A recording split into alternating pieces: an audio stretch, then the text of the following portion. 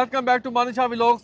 आज हम लंदन आए हैं और उस्मान भाई से बात करेंगे एक बड़े अहम टॉपिक पे, जो कि है वर्क परमिट। बहुत सारे लोगों की जो हमें क्वेरीज आती हैं पाकिस्तान से, इंडिया से, बांग्लादेश से कि जी वर्क परमिट वीज़ा उन्होंने अप्लाई करना है, कैसे करें, कितनी कॉस्ट आएगी उस पर, क्या वो अभी भी अवेलेबल है या नहीं है। आज डिस्कस करेंगे आपके लिए। करते हैं बगैर इंतजार के इस व्लॉग का। उस्मान भाई, वर्क परमिट कैटेगरी जो है, जी। इस पे कितनी कॉस्ट आती है, पहले तो ये बता देना। ये वर्क परमिट पे जो कॉस्ट है वो डिपेंड करता है कि आपके क्या सर्कमस्टांसेस है। अगर तो आपको जेन्युइनली यहाँ यूके में जॉब ऑफर हुई है तो फिर आपकी कोई कॉस्ट नहीं है, आपने सिर्फ वीज़ा एप्लीकेशन फ़ीस देनी है।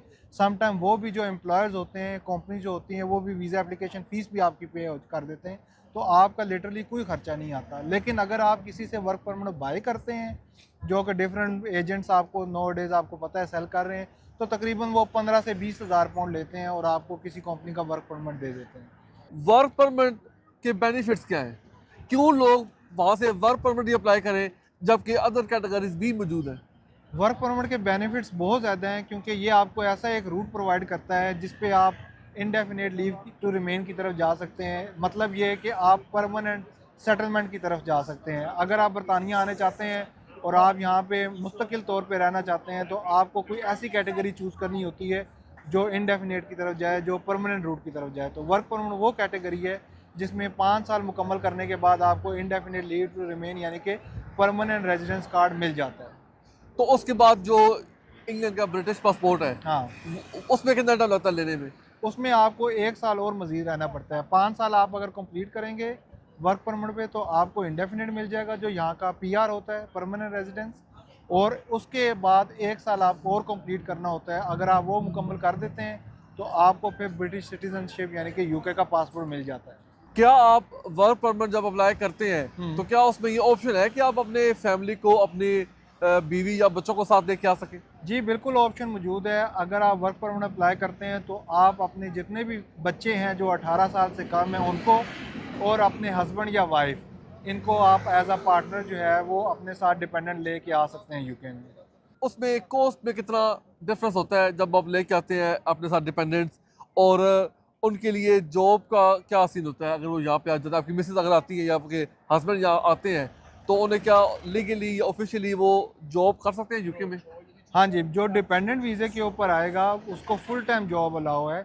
इसीलिए जो आजकल कॉमन प्रैक्टिस कर रहे हैं कि वो अगर हाउस वाइफ है आपकी, तो हाउस वाइफ जो है वो एज अ मेन एप्लीकेंट यहाँ पे आती हैं, और जो डिपेंडेंट होते हैं, जो हस्बैंड आते हैं, वो फुल टाइम यहाँ पे काम कर सकते हैं।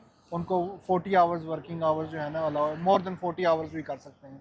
तो मेजॉरिटी लोग यही कर रहे हैं कि वो डिपेंडेंट जो हैं वो फुल टाइम जॉब कर सकते हैं। इसलिए जो मेल पर्सन है वो मोस्ट ऑफ द टाइम जो है वो एज ए डिपेंडेंट आते हैं। लेकिन जो आपने सवाल पूछा है कि क्या डिपेंडेंट काम कर सकते हैं कि नहीं कर सकते, बिल्कुल डिपेंडेंट जो है वो फुल टाइम यहाँ पे काम कर सकते हैं वर्क परमिट अगर किसी ने अप्लाई करना है जी। तो उसे सबसे पहले काम क्या करना होगा? इसकी एक्चुअल रिक्वायरमेंट क्या है? किस तरह पाकिस्तान, इंडिया या बांग्लादेश में जो हमारे दोस्त हैं, जो हमें मैसेजेस कहते हैं कि यार हमारा कुछ कर दो, हमने भी वर्क परमिट पे आना है, तो वो सबसे पहला काम क्या शुरू करें? वर्क परमिट के लिए जो दो मेन रिक्वायरमेंट्स है ना, उसके अंदर एक तो ये है कि आपको यूके के अंदर कोई कंपनी जॉब ऑफर करे, ठीक है। उसके लिए आपको जो है कोर्स चाहिए होता है, उसको डिफाइन कोर्स कहते हैं। तो वो अप्लाई करने के लिए आपको यूके में डिफरेंट जगह जॉब अप्लाई करनी पड़ती है। जॉब आप जब अप्लाई करते हैं तो आपका इंटरव्यू क्लियरेंस के बाद आपको जॉब ऑफ़र की जाती है, और एक दफ़ा जॉब ऑफ़र हो जाए उसकी बेस के ऊपर आप वर्क परमिट इशू करा सकते हैं।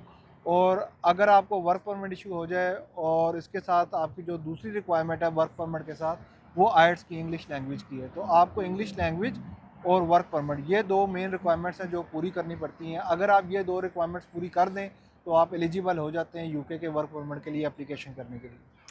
तो पहले आपने डिस्कस किया कि आप अपने साथ अपने डिपेंडेंट्स भी लेके आ सकते हैं। जी। तो जो इंग्लिश लैंग्वेज की रिक्वायरमेंट है, हम्म। ये मेन एप्लीकेंट के लिए है या डिपेंडेंट्स के लिए भी इंग्लिश लैंग्वेज टेस्ट लाजम है? ये बहुत अच्छा आपका सवाल है कि काफ़ी लोग कंफ्यूज हो जाते हैं।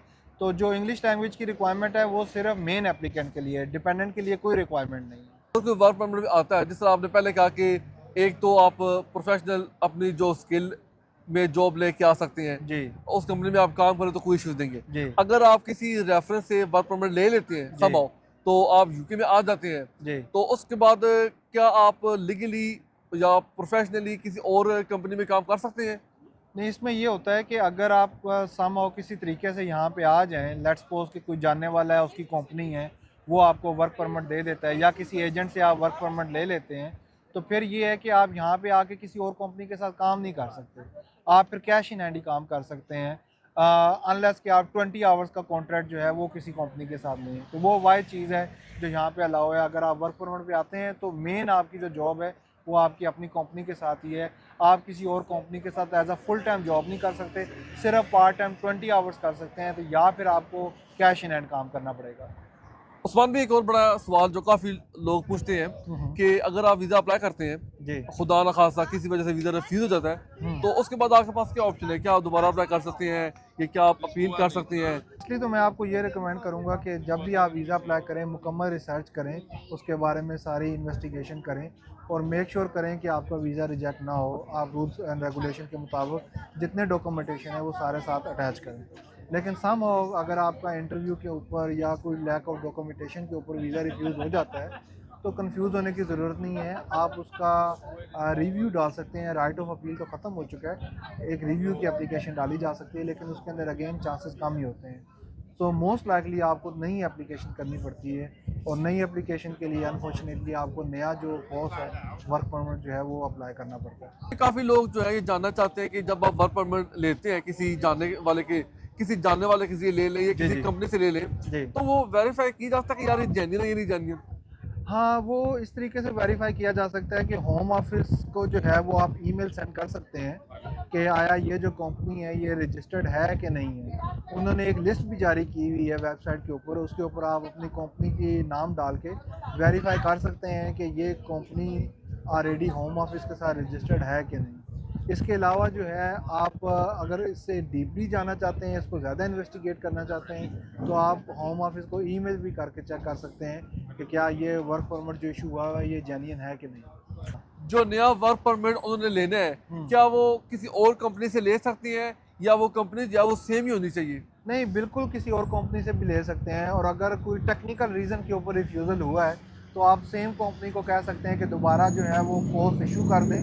वो थोड़ी सी हैसल तो उनके लिए होगी, लेकिन वो दोबारा वर्क परमिट अपने सिस्टम में जाके इशू कर सकते हैं, और जैसे ही वर्क परमिट इशू हो आप फ़ौरन नई एप्लीकेशन होम ऑफिस में डाल सकते हैं। तो क्या ये जो वर्क परमिट की कैटेगरी है हम्म। कि बहुत सारे लोग कह रहे हैं कि ये आने वाले वक्तों में चेंज होने जा रही है, जी। तो इसमें कितनी सी चाहिए?